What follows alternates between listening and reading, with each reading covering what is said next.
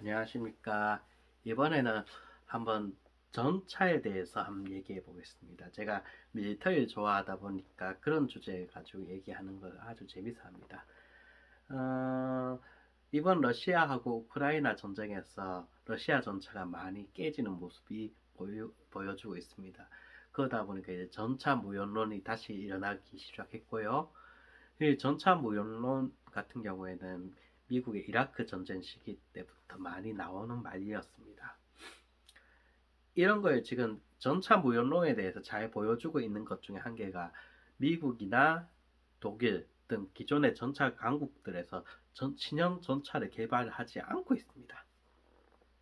기존에 있던 전차를 어떻게든 최대한 쓰려고 하는 모습이 보이죠. 어떤 계속 개조를 해서 쓰고 신형 전차 개발은 점점 늦어지고 있습니다.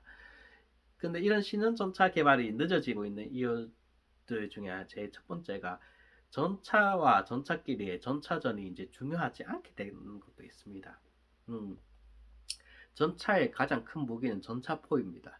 즉 현재는 120mm 포가 주기 되고 있죠. 그런데 이런 전차포를 장비하는 이유 중에 한 개가 적 전차를 상대하기 위해서 강력한 포가 필요하기 때문입니다.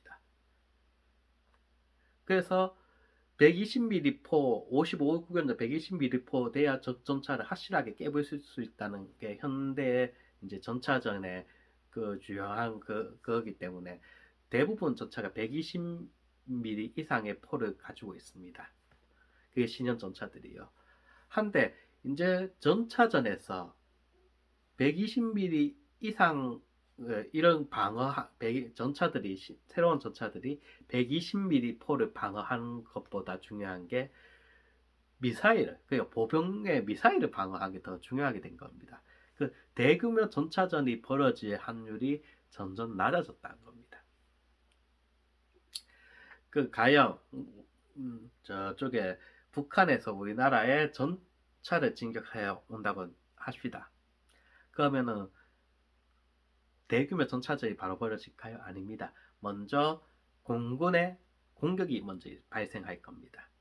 그 다음에 포병의 공격이 그 다음에 이루어지고요. 나머지 이제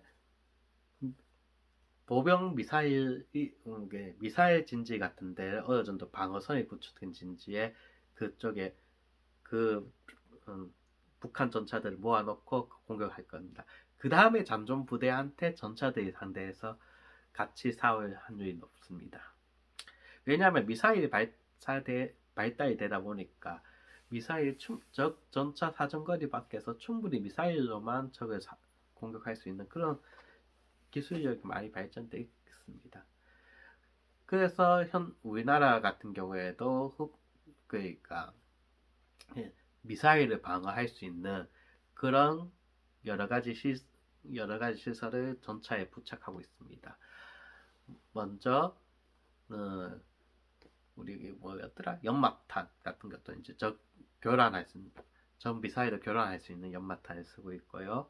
그리고 그러니까 직접적 미사일 공격을 직접적으로 미사일 자체를 요격할 수 있는 그런 요격 시스템을 지금 장착을 하고 있습니다. 그 마지막으로 러시아제 비활성화 러시아에서 어느 정도 이제 영향을 받는 그러니까 조금 그 장갑 같은 거를 이제 추가로 장착을 하고 있고요. 그래서 3부 같은 걸 전차 3부를 방어하기 위해서 그런 식으로 생각을 하고 있죠. 그런데 이제 이라크전하고 지금 우크라이나 전쟁에서 보여주는 게 전차가 너무 쉽게 당한 거예요. 그러니까 전차가 너무 그 전차 한 개 100억이 넘습니다. 100억이 넘는데 겨우 3호짜리, 1호짜리 미사일에 손쉽게 당합니다. 그런 장면 그리고 러시아도 충분히 여러 가지 뭐 이제 아까도 여러 가지 장갑을 사용해 가지고 이걸 방어할 수 있는 그런 걸 만들어 놨던 한데 근데 이게 잘 안 됐어요. 물론 러시아 군대 내에서 문제가 있겠죠. 근데 그런 문제가 있다 해도 현대 로켓 기술이 그 정도 좀 많이 발전했죠. 있었다고 볼 수 있습니다. 그리고 헬기뿐만 아니라 새로운 위험이 등장했습니다. 바로 드론입니다. 물론 전차를 상대할 수 있는 드론은 꽤 큽니다. 크고 가격도 좀 많이 좀 센 편이죠. 하지만 이 드론도 가격이 생각보다, 그러니까 전차하고 비교했을 때 드론의 가격이 더 낮을 수 있습니다. 그러니까 이게 드론이 명확하게, 드론에 대해서 개념이 명확하게 정립된 게 아니기 때문에 미국제 드론은 그 전차보다 가격이 비쌉니다. 하지만 터키제 드론이나 중국제 드론은 전차보다 가격이 쌉니다. 근데 생각해 보십시오. 드론 한 대하고 전차 가격하고 비슷한데 드론은 전차를 공격할 수 있지만 전차는 드론을 공격하기 너무 힘듭니다. 이런 사정에서 이제 전차 무연론이 쉽게 발생했었죠. 전차 100대 만들 돈을 들여서 드론 50대를 만들고 전차 20대를 만들면 전차를 다 없애버리고 나머지 전차 20대로 다 상대를 해도 됩니다. 그러니까 뭐 전차를 완전 없애버려도 전체가 이제 100대를 가질 필요가 없는 거예요. 그 대체대로 50대 정도의 드론만 있어도 충분하게 전차를 상대할 수 있다는 얘기입니다. 음, 전 이게 솔직히 앞으로 미래에서 어떻게 될지 모르죠. 그건 이제 중요한 건 드론을 어떻게 상대할 것이냐, 미사일을 어떻게 상대할 것이냐가 앞으로 전차에게 있어서는 중요합니다. 원래는 미국 같은 경우에는 이걸 선택하기 위해서 먼저 하늘에 나는 걸 모두 없애버려야 됩니다. 하늘에 나는 걸 모두 없애버리고 오로지 제공권을 완벽하게 장악하고 나서 군대를 투입하죠. 그건 드론은 이제 걱정할 필요 없습니다. 드론이 아무리 뭐 작은 거라 하도 전차를 상대할 드론 정도 되면 레이더에 뜨기 때문에 그건 충분히 상대할 수 있죠. 그 다음에 보변들을 이용합니다. 그러니까 우리가 생각하기엔 전차가 보병을 호위한다고 생각하지만 실제적으로 미군의 운영 논리에서는 보병이 전차를 호위한 겁니다. 이것도 제일 중요한 게 제공권을 가지고 있기 때문입니다. 제공권을 가지고 있고 미군이 드론을 운영하고 있기 때문에 상대편의 상대편이 어디 있는지, 혹시 위험 수단이 있는지를 미리 파악할 수 있다는 거죠. 그래서 보병을 통해서 보병이 전차에 눈이 되고 기가 돼 줍니다. 그런 상태에서 전차가 이제 돌입하고 하죠. 보병이, 그리고 보병 같은 경우에는 만약에 위험할 시 전차나 아니면은 공군에게 호의를 요청합니다. 그때 또 전차가 나서는 거죠. 이런 식으로 전장이 형성될 거라고 미군은 파악했습니다. 그러다 보니까 이게 미군 입장에선 제일 중요한 게 보병의 전투력이 엄청나게 중요해진 겁니다. 이라크 전에서는 이제, 그래서 이라크 전 이후로 미군 같은 경우에는 보병의 전투력에 엄청나게 투자를 많이 했습니다. 그러니까 이제 소화기도 발고 보병용 드론도 만들고 드론에 통해서 보병하고 여러 가지 정보와 통신 기술을 보병한테 투입하여서 퓨처 워리어, 그 말대로 미래의 전사는 어떤 걸 어떻게 운영할지 그에 대해 연구를 많이 했습니다. 그 결과가 6.8mm 그 신형 소총탄과 소총이 필요하고 지정사수가 필요하고 또 드론을 통해서 정보 통제가 말고 또 정보 공유하기 위해서 효율적인 작전이 필요하다. 이게 미군의 선택이고 앞으로 변화할 얘기죠. 또 이런 거를 위해서 정해야 하는, 어떻게 하면 보병한테 더 많은 하역과 더 많은 뭔가 더 많은 뭐 방어력 공격력을 실어주기 위해서 뭐 왜곡역 시스템이나 아니면은 로봇 그러니까 견마 로봇 같은 것도 지금 생각을 하고 있는 게 다 보병의 전투력을 더 높여주기 위해서 그런 겁니다. 지금 현재 우크라이나 사태에서도 이제 그게 보여지죠. 우크라이나 사태에서 러시아군이 밀리는 이유는 솔직하게 위해서 미국식 군대 운영을 러시아도 하려고 했습니다. 하지만 정확하게 해서 이제 첫 단계에서부터 모자란 게 기본적으로 그 제공권 장악을 못했고, 제공권 장악을 못한 상태에서 또한 기갑 부대를 물여놓다 보니까 손쉽게 이제 이제 뭐라고 해야 되나, 로켓 보병들의 이제 로켓 그 하역 대전차 하역에 쉽게 전차들이 걸린 겁니다. 그렇다고 거기에 또 보병을 투입해서 그걸 막아보려 하지만 보병하고 그 다음에 보병하고 우크라이나 보병하고의 전투력 차이가 별 차이가 없는 거예요. 그러다 보니까 이게 제대로 뚫지 못하는 거죠.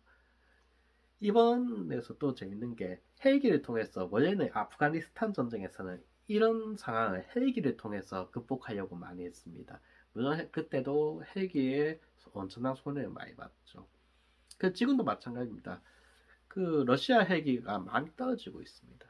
그건 첫 번째로 러시아가 제공권을 장악 못했고 그러다 보니까 헬기는 아주 낮게 날 수밖에 없죠. 그리고 이런 대지상 어느 정도 커버를 해준 대지상 공격기가 부족하다 보니까 계속 보병 이제 어느 정도 이제 함정에 계속 걸리는 겁니다. 그것 때문에 러시아는 많은 타격을 입고 있습니다. 이런 전투 같은 경우에 현대전에서 이제 자주 보여질 건데 이제 공자한테 중요한 건 제공권 장악이라는 것을 아주 잘 보여줘. 어떻게 하면 공자 입장에서 어떻게 해서는 제공권을 장악해야 상대편을 타격할 수 있다는 그런 증거가 이번 우크라이나 러시아에서 보여주는 거라고 저는 생각합니다. 근데 이제 그게 전차 무역론까지 갈지는 아직 모르겠습니다.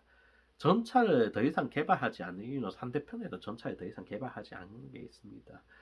지금 현재 러시아의 T-14 전차가 실패했고 중국 역시 새로운 신형 전차를 그러니까 뭔가 새로운 패러다임을 제시할 수 있는 신형 전차를 개발하고 있지 않습니다.